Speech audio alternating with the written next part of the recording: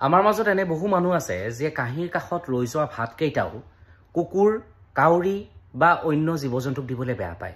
চোতাললৈ অহা কুকুৰটোক খেদি পঠিয়াই, চোতালত পৰি থকা কপৌ চৰাই হালক খেদি পঠিয়াই, আনকি কপৌ চৰাই হালৰ বাবে তেওঁ এমুঠি চাউলো ছটিয়াই নিদিয়ে। কাউৰীটো বহু দূৰৰেই কথা। কিন্তু আমাৰ মাজত এনে বহু মানুহ আছে যিসকল মানুহে নিজৰ কষ্টোপাৰ্জিত ধন, একদম সমুদায় ধন খৰচ কৰে কোনোবা অচিন ব্যক্তি এজনক লগ পালে। এনে বহু ব্যক্তিৰ নামত আপুনিও হয়তো বহু সময়ত খৰচ কৰিছে, আপোনাৰ কষ্টোপাৰ্জিত ধন খৰচ কৰিছে, আপোনাৰ সময় খৰচ কৰিছে। কিন্তু এইসকল মানুহৰ বহুতেই আপোনাৰ হৃদয়খন ভাঙে, আপোনাৰ লগত বিশ্বাসঘাতকতা কৰে। আপুনি বেয়া পোৱা কামবোৰ কৰি তেওঁলোকে আনন্দ লাভ কৰে। আপোনাৰ বিপদত তেওঁলোক আপোনাৰ পৰা আঁতৰি যায়। আপুনি যেতিয়ালৈকে তেওঁলোকক খুৱাই আছে তেতিয়ালৈ আপোনাৰ লগত আছে, যেতিয়াই আপুনি খুৱাব পৰা নাই, যেতিয়া আপুনি ধন টকা পইচা খৰচ কৰিব পৰা নাই, তেওঁলোকে আপোনাক টা বাই বাই কৈ আঁতৰি যায়।